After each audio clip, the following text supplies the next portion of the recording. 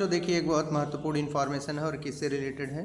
ये आपका NEET PG का जो एग्ज़ाम एंट्रेंस एग्ज़ाम होता है एमबीबीएस के बाद एमडी और एमएस के लिए, उसी से रिलेटेड सूचना है। तो देखिए क्या लिखा है, NEET PG pre counselling fees की घोषणा अनिवार्य।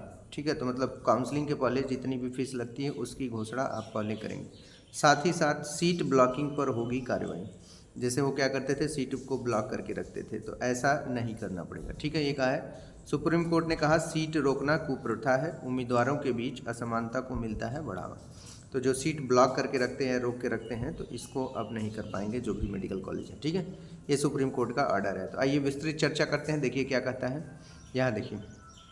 ठीक है, ये अमर उजाला समाचार में है, तो देखिए विस्तृत चर्चा में क्या कहा गया है। देखिए, करा चिकित्सा क्षेत्र के पीजी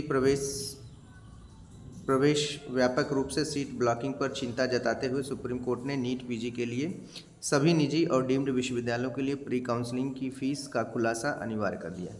मतलब जितना भी फीस है प्री काउंसलिंग के पहले आप क्लियर कर देंगे, ये नहीं कि बाद में एडमिशन लेके बच्चों से शोषण करते रहें। ठीक है, ये करना है। साथ ही साथ शीर्ष अदालत यानी सुप्रीम कोर्ट ने कहा कि सीट ब्लॉकिंग की कुप्रथा सीटों की वास्तविक उपलब्धता को विकृत करती है। ठीक है, तो जो सीट ब्लॉक करके रखते हैं वो कुप्रथा है, ये बच्चों के मतलब वास्तविकता को जो भी है मतलब बच्चों को दिक्कत होती है। ठीक है, फिर क्या करें, उम्मीदवारों के बीच असमानता को बढ़ावा देती है और अवसर प्रक्रिया की योग्यता के बजाय संयोग से संचालित करती है। मतलब यहाँ पर बाई चांस के अवसर बन जाते हैं, ना कि जो मतलब इक्वल अपॉर्चुनिटी होनी चाहिए, ऐसा कुछ नहीं। क्योंकि आपको पता है जो आपका वो है equal opportunity in public planning, तो आपका आर्टिकल 14 में आता है। तो उस तरह का ऐसा कुछ यहाँ पे नहीं होता है, तो इसलिए इन्होंने यहाँ कहा है। ठीक है, फिर कह रहा है कि justice JB Pardiwala, justice R Mahadevan की पीठ 29 अप्रैल के आदेश में कहा सीट ब्लॉकिंग सिर्फ एक गलत काम नहीं है, यह खंडित शासन, पारदर्शिता की कमी और कमज़ोर नीति प्रवर्तन में निहित गहरी मिलीभगत। ठीक है, तो कह रहा है गहरी प्रणालीगत खामियों को दर्शाता है। ठीक है, तो मतलब ये है कि ये जो इसमें खंडित शासन होता है, पारदर्शिता की कमी होती है, कमज़ोर नीति प्रवर्तन में गहरी प्रणालीगत खामियों को दर्शाता है। मतलब कुल मिला के इसकी जो ये सिस्टम है, ये बहुत ख़राब सिस्टम। हालांकि नियामक निकायों के तकनीक नियंत्रण के लिए, लेकिन समन्वय, वास्तविक समय को दृश्यता और एक समान प्रवर्तन की मुख्य चुनौतियों का समाधान काफ़ी हद तक नहीं किया गया है। तो ये जो सीट ब्लॉक करके रखते हैं, साथ ही साथ जो प्री काउंसलिंग का फीस है, ये सब बच्चों के फेवर में नहीं रहता है, ये सब अनियमितताओं के रूप में देखा जाता है। ठीक है, आइए देखिए फिर आगे क्या कहता है। फिर कह रहा है वास्तव में निष्पक्ष और कुशल प्रणाली प्राप्त करने के लिए नीतिगत बदलाव से कहीं अधिक की आवश्यकता होगी। तो मतलब नीतिगत बदलाव से अधिक और आपको चेंजेस करना।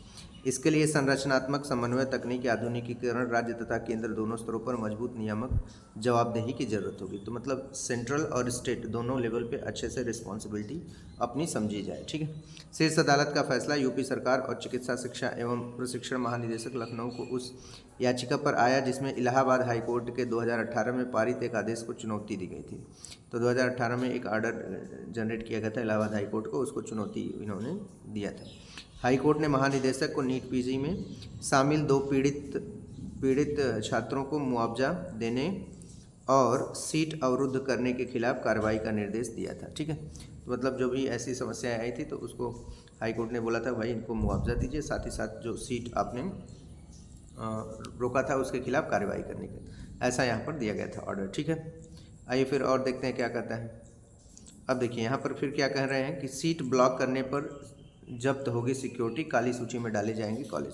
तो जो सीट ब्लॉक करते थे इससे उनका सिक्योरिटी मनी जो है वो उनकी सिक्योरिटी जो है, मतलब अगर जो आप वो लेते हैं एफिलिएशन, तो आप कुछ पैसे जमा करते हैं, तो एफिलिएशन के समय जो सिक्योरिटी मनी हो जब्त हो जाएगी। ठीक है, और आपका जो स्कूल है वो मतलब जो कॉलेज है वो ब्लैक लिस्टेड चला जाएगा। ठीक है, यही बोला है। अब देखिए यहाँ पर क्या कह रहा है, पूरा विस्तृत चर्चा करते हैं, तो आइए पूरा देखते हैं। देखिए इसमें क्या कहा है, कह रहा है कि पीठ ने अधिकारियों को सीट ब्लॉक करने के लिए सख्त दंड लागू करने का आदेश दिया। इसमें सिक्योरिटी डिपॉजिट राशि जब्त करना, भविष्य की नीट पीजी परीक्षाओं के लिए अयोग्य घोषित करना और दोषी कॉलेजों को काली सूची में डालना शामिल है। ठीक है, तो ये सब कार्यवाही सुप्रीम कोर्ट ने सीधे बोला है कि आप लोग करिए। आदेश में कहा गया कि दूसरे चरण के बाद प्रवेश पा चुके अभ्यर्थियों को नए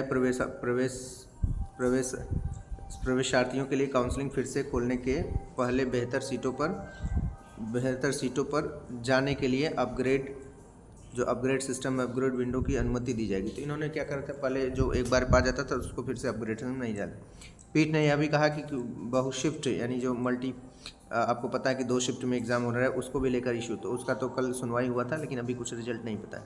बहुशिफ्ट नीट पीजी परीक्षाओं में पारदर्शिता के लिए कच्चा स्कोर यानी रॉ मटेरियल आंसर की नॉर्मलाइजेशन फार्मूले प्रकाशित किए जाएंगे। ये सभी जो केस था उसके लिए भी सुप्रीम कोर्ट ने सीधे बोल दिया है कि जो बहुशिफ्ट यानी मल्टीपल शिफ्ट में एग्जाम हो रहा है उसको, और ये सब चीज़ों को ध्यान रखते हुए आप अपने हिसाब से कार्य करिए, ठीक है। तो यह बहुत इंपॉर्टेंट इन्फॉर्मेशन। साथ ही साथ जो लोग नीट यूजी 2026 का प्रिपरेशन कर रहे हैं वो ऑफलाइन क्लास लेना चाहते हैं तो 3D एकेडमी कैमूर भगुआ आप यहाँ पे ज्वाइन कर सकते हैं। और अगर आपको एडमिशन लेना हो तो इस नंबर पे कॉल कर सकते हैं 9453845520 पर, ठीक है। चलिए क्लास को फिनिश करते हैं। Thank you.